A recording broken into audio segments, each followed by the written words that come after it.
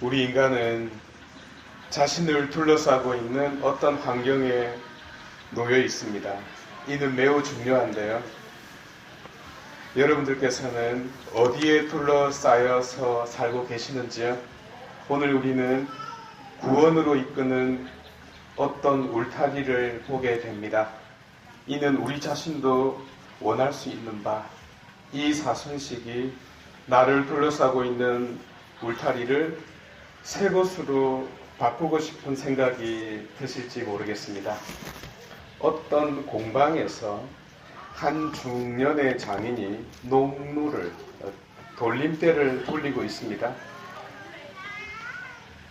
아내를 생각하며, 그리고 김이 모락모락 나는 만두를 손에 들고 오는 아버지를 기다리는 아들을 생각하며 토기에 집중하고 있습니다. 하느님이 백수가 아니라는 것을 보여주고 있는 거죠. 우리를 위하여 열심히 일하시는 모습을 드러내고 있습니다. 그런데 토기가 갑자기 미친놈 머리 돌아가듯이 이렇게 돌아가더니 망가져 버립니다.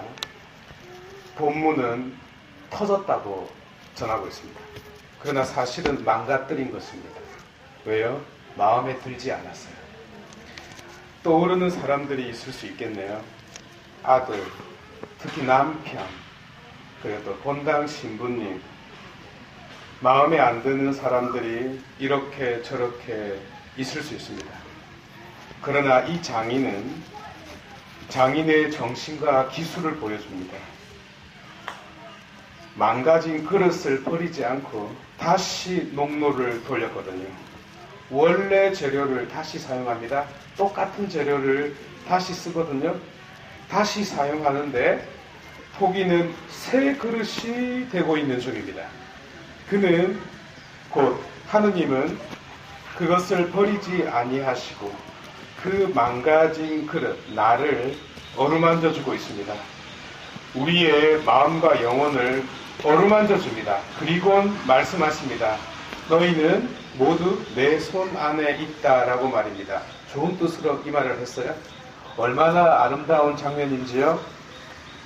그러나 덧붙여진 말씀이 뻔하지만 회개하시오, 돌아서시오 라고 촉구합니다. 이에 이스라엘 백성은 개 풀등 뜯어먹는 소리 하지 말라고 차갑게 쏘아붙였어요. 왜 이런 대응을 했을까요? 당시 시대적 상황을 이해할 필요가 있거든요. 당시는 강대국이었던 아시리아, 바빌론, 이집트가 패권을 두고 서로 으르렁거리는 상황이었습니다. 북이스라엘은 이미 멸망했고요. 남유다 역시 망국을 눈앞에 두고 요시야 왕이 종교개혁을 할 때입니다. 그러나 고질적인 부패와 시스템 전체의 문제로 이 개혁은 실패로 돌아갑니다. 우왕좌왕하던 남유다는 혼란에 혼란을 거듭한 결과, 그리고 배가 산으로 가는 정책으로 망하고 맙니다. 이때 새벽별같이 등장한 이가 바로 예레미야입니다. 그런데 때를 잘못 맞췄다고나 할까요? 아니면 제대로 짚었다고나 할까요? 그의 예언은 사람들의 감정을 있는 대로 비틀어 놓았습니다. 오히려 나라를 팔아먹는 매국노로 몰립니다. 그래서 그때 붙여진 이름이, 아니 당시 자신을 매달아 매질했던 파스후르 사제에게 예레미야가 마고르 미사빕이라고 이름을 붙여줍니다. 사면초가요. 어디에도 빠져나갈 수 없이 둘러싸고 있는 그 마고르 미사빕이라고 이름을 붙여줍니다. 그런데 예레미야 자신이야말로 마고르 미사빕이 되고 맙니다. 그는 말씀으로 온전히 둘러싸여 있기 때문이죠. 물론 이스라엘도 마고르 미사빕이 됩니다. 죽을 운명으로 하이에나와 사자들 사이에 둘러싸이게 되니까요. 그런데 이 사면초가는 그대로 예수 그리스도에게 이어집니다. 다만 다른 점이 있다면 예레미야는 살려달라고 울부짖지만 그리스도께서는 더더욱 죽음 속으로 들어갑니다. 예레미야는 항변하지만 그리스도께서는 이미 알고 계셨고 따라서 항변하지 않습니다.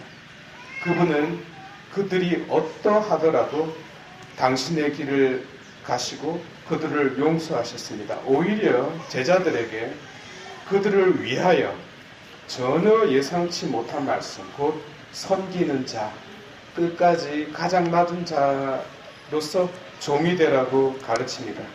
이제 결론입니다.